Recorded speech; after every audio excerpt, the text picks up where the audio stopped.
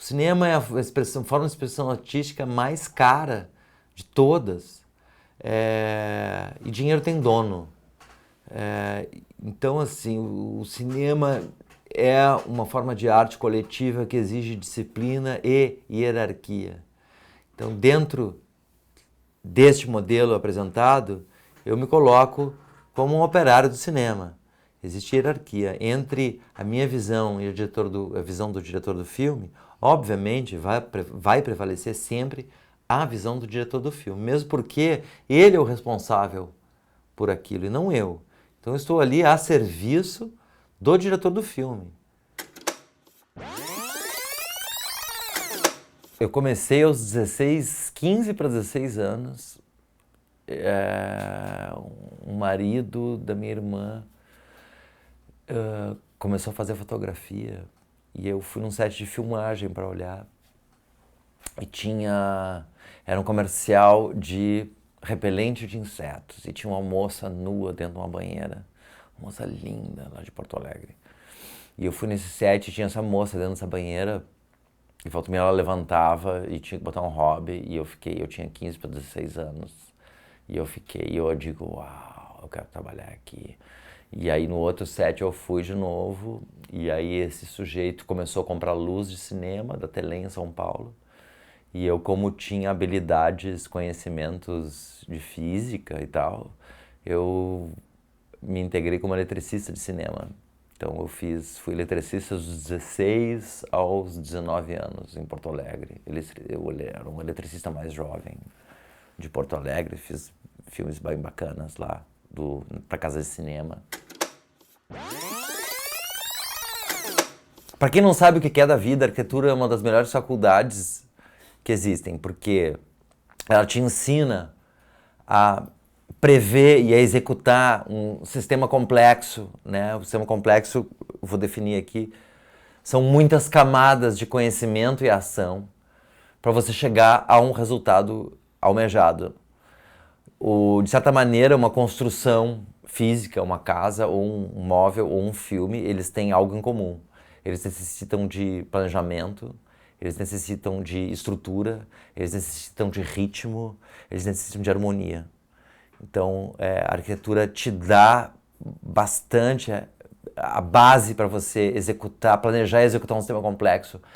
Se na arquitetura você tem que elaborar estruturas no espaço, na montagem de cinema, no cinema você elabora estruturas no tempo. Então você troca a dimensão espacial pela dimensão temporal e você pode aplicar as mesmas regras assim, de estruturação, né? Que é a definição clássica, né, de montagem, a seleção e integração de imagens a fim de narrar uma mensagem coerente. Então, um projeto arquitetônico tem isso também, né? Uma seleção de materiais, de volumetria e espaço, a fim de te narrar uma ocupação coerente. Assim. Em 93, eu passei de eletricista a assistente de direção de arte e depois disso fiz assistência de direção para um fotógrafo e diretor chamado Alex Hernambi.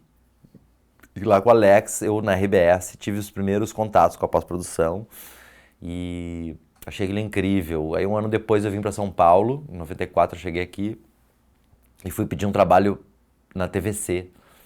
Eu fui pedir trabalho de eletricista na TVC.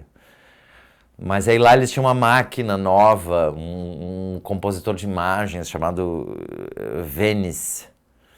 E aí só tinha uma máquina só em São Paulo e tinha um operador. Só tinha um sujeito que sabia mexer nisso e eles me ofereceram a oportunidade. Se eu aprendesse o Venice em 30 dias, eles me davam um emprego. Eu aprendi o Venice em 30 dias e fiquei com o emprego. Comecei meu trabalho aqui em São Paulo na TVC.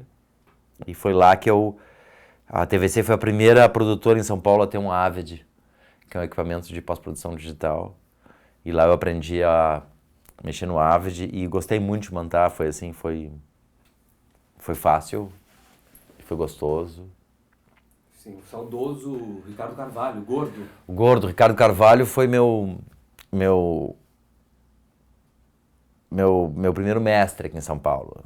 E ele é um homem que sabe muito de pós-produção e de finalização. Monta pra caralho. Monta pra caralho. E com ele que eu aprendi os rudimentos, né? O mercado de publicidade era tudo que eu tinha. O mercado de publicidade é onde me conheciam, onde eu fui valorizado, assim, e onde eu consegui meu sustento, consegui fazer faculdade. E até pouco tempo atrás era de onde vinha a maior demanda do meu ofício, né? Era o mercado publicitário.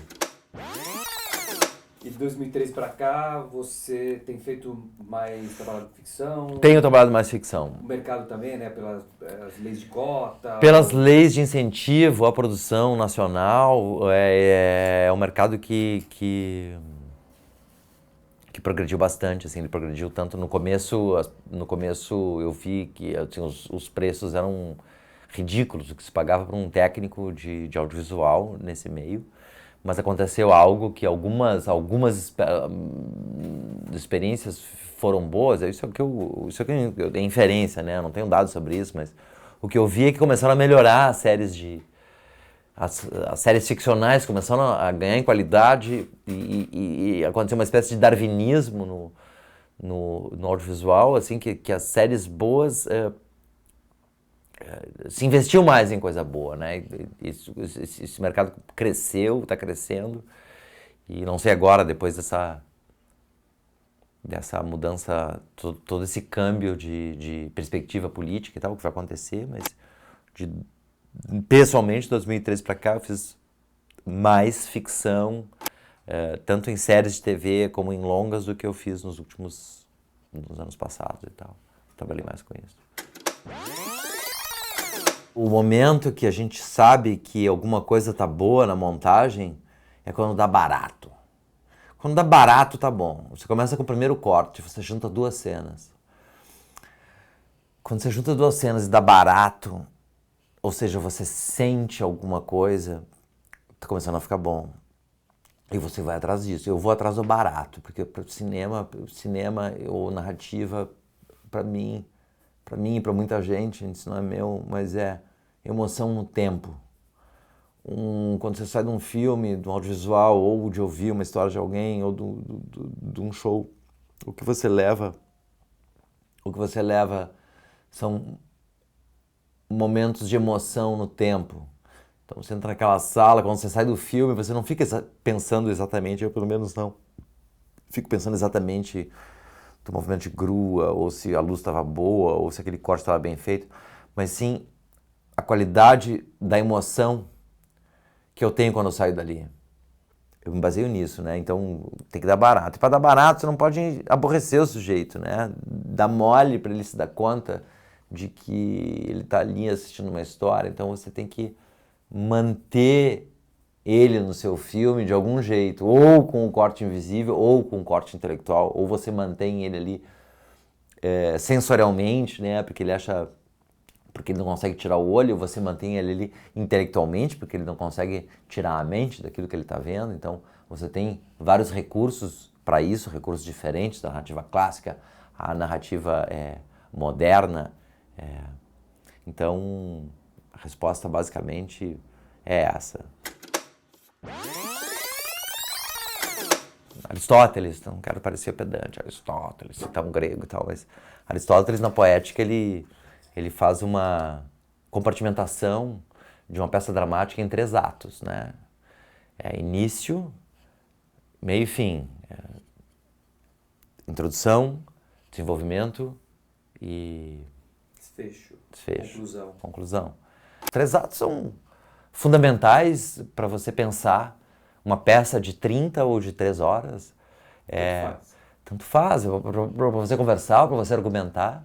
Qualquer narrativa, ela carece, mesmo por mais que você inverta ou subverta essa narrativa, você não escapa dos 3 atos, porque elas são físicas, o tempo é físico. Mas mesmo num filme aberto, Mas mesmo que sim, que nem os 3 atos eles não são um critério arbitrário que um grego criou há 2.500 anos.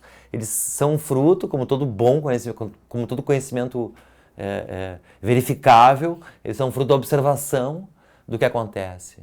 A vida existe em 3 atos. Você nasce, você desenvolve, você empacota, você morre. Uma história, ela é assim também. Isso vale para qualquer filme, porque não é uma questão não tão somente da narrativa diegética, né? Diegética, aquilo que é pertinente à história, mas sim também do acontecimento extradiegético, que é você se predispor a sentar para ver ou ouvir alguma coisa. Você está em 3 atos, você vai chegar no cinema, você vai se colocar a par daquela história, seja ela como seja narrada, como seja ela narrada, seja ela clássica ou totalmente subversiva. Qualquer um sabe, qualquer pessoa leiga, que eu quero dizer assim, não iniciada no cinema, sabe se um filme é bom ou ruim, apesar de não ter nome para aquilo, nem conhecimento especializado. Assim como alguém que não é músico também identifica uma nota falsa, uma nota mal tocada, desafinada, ou uma nota fora de lugar numa harmonia. Tá? As pessoas têm essa capacidade de compreender. Então o montador, a princípio, ele pode muito bem, a partir dos conhecimentos de espectador, julgar se um filme foi bem feito ou não. Não só na montagem, como na dramaturgia, no som, tudo. Agora a gente está falando de montagem aqui. O montador, sim, ele pode vir a montar sem o conhecimento formal de cinema, porém, tá? O conhecimento formal de cinema, ou seja, o nome que as coisas que dão barato têm e como se chega a isso é muito importante, sim. Os jargões técnicos, eles existem para fazer com que as coisas existam, porque o que não tem nome não existe. Então, se você não souber se você não souber do paradigma ternário do Aristóteles, você, depois de muito observar alguma coisa, provavelmente você vai intuí-lo. Tá? Então não é uma questão, ele está ali, sempre vai estar, você querendo ver ou não. Quando você sabe o nome disso, você organiza melhor. Montador autoral. Bom, de fato, sim e não. O montador, ele organiza um material e a ideia de outras pessoas, tá? E você pode organizar isso de uma forma mais ou menos independente. Então, de fato, vou me colocar como um produto, tá? Que nem uma lata de pêssego num supermercado. Eu atendo a uma espécie de cliente, a um tipo de público. Os diretores que me procuram para trabalhar, que nem você falou, eu já tenho um perfil de produto no mercado. Então, ele não absolutamente estava sob meu controle, que nem você colocou, ele é fruto da minha personalidade. E isso agrada a uns e não agrada a outros. Então eu viro uma espécie de médium do material. Eu ouço e sinto o que o material quer dizer e coaduno isso com o desejo do diretor de mandar sua mensagem. Não exatamente em que ponto ele queria aquele plano, quantos frames, mas sim qual a mensagem que ele tem para dar, qual é o barato que ele quer passar com o filme dele e como o material pode ajudar nisso. Então eu me coloco dessa forma, sempre a serviço do diretor, tá? Mas principalmente a serviço do filme do diretor, que eu sei que para o diretor o mais importante ali vai ser o filme dele. Porque nós temos o roteiro, né, que é o guion. O roteiro é uma peça literária que pretende ser um filme. Então esse roteiro, ele é a fase mais plástica do filme, ele pode ser trabalhado e retrabalhado a um custo relativamente pequeno, se tu comparar as outras etapas do processo. Então o roteiro, depois de trabalhado, ele é filmado, só que ele muda quando ele é filmado. O diretor e o filme, eles se adaptam às circunstâncias, tanto para o bem quanto para o mal. O diretor, ele ele usa o roteiro como um guia, mas não um guia de ferro, porque senão ele perde as oportunidades boas que as circunstâncias vêm a oferecer e não escapa das circunstâncias ruins que os eventos vêm a oferecer durante a execução de um filme. Então, o roteiro, ele é algo que deve ser seguido pelos atores, pela equipe de filmagem, mas até certo ponto. E aí, quando esse roteiro chega na ilha de montagem, ele já é uma informação de terceira mão. Eu já tenho uma informação mais importante ali, que a minha informação de primeira mão é o material. Então, o roteiro já está defasado em relação ao material. Então, ele serve como guia, ele não deve servir como uma bola de ferro que vai prender a sua narrativa, né, a narrativa da ideia do filme. Então, essa independência em relação ao roteiro, mas não, absolutamente nenhuma independência em relação à mensagem do filme, eu tenho a ousadia de cometer. E de repente você tem a crença não, a certeza que aquilo é o melhor, sabe? Olha, certeza é sinal de psicopatia. Qualquer certeza, ela deve ser colocada em xeque por aquele que tem a certeza. Então, você não deve ter certeza de nada. E você tem convicções, obviamente. Você está ali, se você trabalhar honestamente, você vai colocar suas convicções. Mas, vamos voltando à primeira máxima, que o cinema é onde a arte tange indústria e dinheiro tem dono. Eu estou sendo cínico em colocar assim, vai. Não, mas vou falar da questão do autoral, do diretor.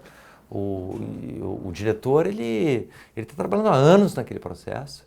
Ele que vai responder pelo sucesso ou pelo fracasso. Então, a última decisão é dele, absolutamente, sem menor dúvida. Ali na sala escura, ali numa viola, você não é só um montador. Você vai dividir com o diretor uma intimidade muito grande. O diretor é um sujeito com muita responsabilidade, está esmagado sob o peso de uma responsabilidade, de uma expectativa de toda uma equipe, as expectativas dele mesmo, e por uma questão de generosidade e de bom senso, né, você tem que estar a serviço desse sujeito. Então, as tuas convicções, elas estão em segundo plano.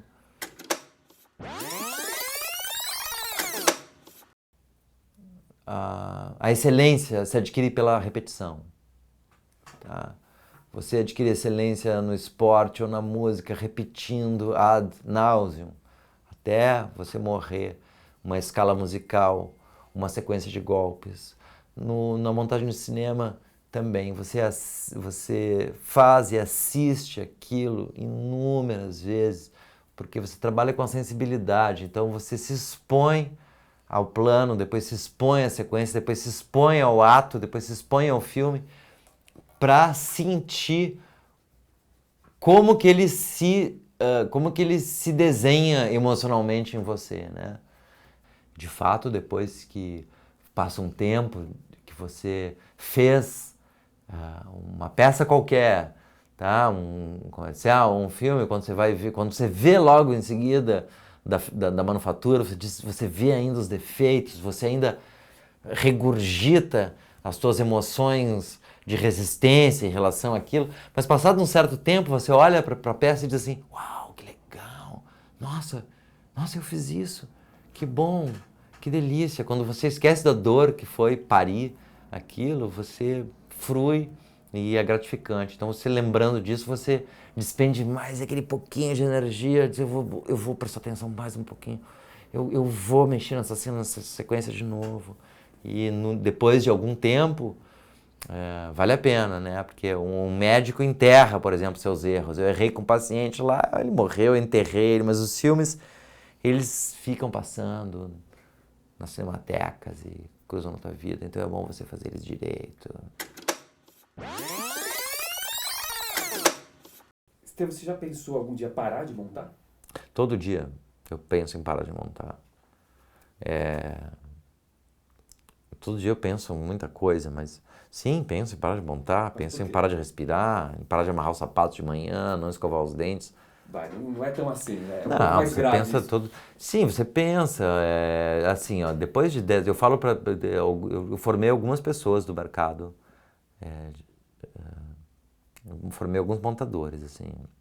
A primeira coisa que eu falo para eles quando eles chegam lá é para aproveitarem ali que estão aprendendo, é uma profissão que pode ser, que pode, é um ofício que pode tirar algum provento, tá? Mas eu alerto para as limitações da profissão, assim, né? Por exemplo, você lê nesses manuais de montagem e tal, você lê assim, não, a montagem, o montador é que faz o filme. Aí a gente vai corrigindo, assim, a montagem faz o filme. Depois você descobre que quem faz a montagem, que nem eu falei, em última instância é o diretor, às vezes o produtor, às vezes até o ator. Então, é algo muito plástico. Você é um veículo, assim, a montagem é muito importante para o filme, mas o montador nem tanto.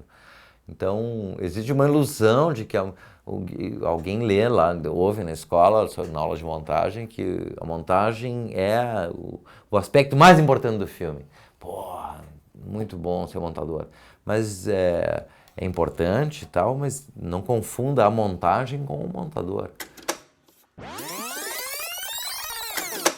Última pergunta, você se acha obsessivo? Você acha que para ser um montador precisa ser obsessivo? Obsessivo, não me acho obsessivo. Com montagem, não, nem com nada. Nesse ad nauseam, nessa resiliência? Não, eu acho que resiliência é uma palavra importante, mas resiliência é diferente de obsessão, né? Resiliência vai ao encontro do que eu falei agora, que é você já está saturado de ver aquela sequência, mas você ainda abrir a tua percepção para se emocionar com aquilo, de perceber a emoção possível naquilo. Para isso você tem que ser resiliente. E para não ficar satisfeito com o primeiro corte, que é coisa de maconheiro, que nem diz Humberto Martins. Ficar satisfeito com o primeiro corte é coisa de maconheiro. Você tem que, com a possibilidade tecnológica de hoje, você fazer um corte sem danificar o material, ou seja, você pode repetir e investigar esse corte. Frames para lá, frames para cá, até ele chegar no ótimo, você tem quase a obrigação de chegar no ótimo. Então, você não tem a desculpa de não pode cortar o negativo, você tem a obrigação de experimentar até chegar no ótimo e o que eu faço comigo e o que eu falo para os assistentes, assim, você chegou no ótimo e tenta mais, quando passar do ótimo e ficar ruim, você volta para o ótimo. Então você tem que, sim, ser muito resiliente. Hoje, com a possibilidade tecnológica, você tem quase a obrigação moral de experimentar. Era isso que eu queria falar, Raimundo. Então, isso aí indo ao encontro do quê? Indo ao encontro do que você falou. Precisa técnica para você ser um montador? Precisa. Seria bom. Não precisa, mas é bom. É bom. Porra, Raimundo, você é generoso, demais, cara. Que velho. isso, cara. Você é um... Filho, ó, dê parabéns. E aí, meu velho, beleza, cara? Que idade você tá? Quê? 11 anos. 11 anos? Pá. Você beija seu pai ainda? Pai vive de beijo, cara.